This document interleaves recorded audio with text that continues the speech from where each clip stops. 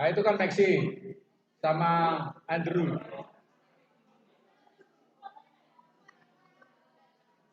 Nah, ini tulisannya bagus.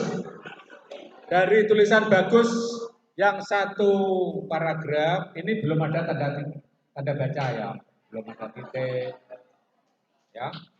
Tapi ini sudah awal yang bagus untuk mewujudkan tulisan selanjutnya. Dengan berpikir logis atau masuk akal atau dengan menalar, tulisan bagus yang satu paragraf dapat dikembangkan seperti tulisan tentang Maxi ini. Ini sudah menjadi satu sketsa tulisan pendek, ya. Ya, perhatikan, semua di sini ada nalarnya. Kan literasi bernalar melalui bahasa, mulai dari kata-kata. Maxi, ini pada mulanya saya tulis Maxi bercita-cita menjadi seorang pengusaha. Mengapa?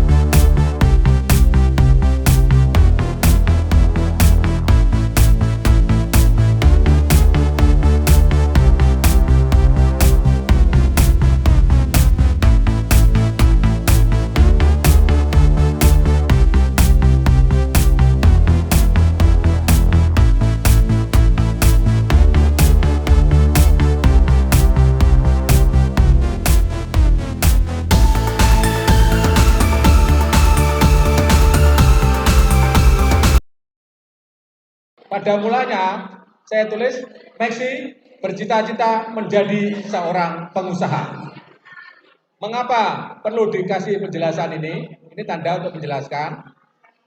Ini Maxi ternyata adalah siswa kelas 9. Kelas berapa? 8. Nah, ini bisa diedit. Teknik mengedit semacam ini, kalau sudah jadi tulisannya baru diedit. Maxi kelas 8 SMP Katolik 1 Tarsus. Nah, bercita-cita menjadi pengusaha. Logis karena Maxi adalah putra pengusaha Bravo. Berarti ada secara genetik ada turunan, ada bakat dari Maxi sebagai seorang pengusaha. Itu yang pertama. Namun seseorang tidak dibentuk hanya dari bakat. Ada logika kedua, yaitu lingkungan. Logika kedua, lingkungan Maxi mendukung dan mendorongnya untuk berlatih dan berperilaku sebagai usahawan. Jadi ini tulisan saya yang sambung-menyambung ini semuanya merupakan rangkaian logika, rangkaian nalar. Diambil yang mau dikembangkan, dilanjutkan yang mana. Dan tadi dikembangkan dari Maxi punya cita-cita sebagai pengusaha, berbakat karena secara bakat dan lingkungan. Nah, baru kita jelaskan, dipaparkan, diuraikan. Mari kita jelaskan. Maxi mempunyai genetis pengusaha. Genetis pengusaha berarti apa? Di dalam tubuhnya dan seterusnya. Oke. Nah, itu kita contoh. Kita kasih contoh. Kalau hanya diuraikan saja tanpa contoh kurang afdol, makanya diberi contoh. Namanya bakat, maka Maxi dapat mudah melakukan sesuatu sesuai pembawaannya. Contoh, dari kecil Maxi sudah secara tidak disadari mampu menjual mainan. Dia beli dari Surabaya, dibawa ke sekolah, ternyata ada temannya yang tertarik. Nah, temannya itu membeli. Nah, ternyata yang beli dan tertarik tidak hanya temannya, yang itu masih banyak teman yang lain.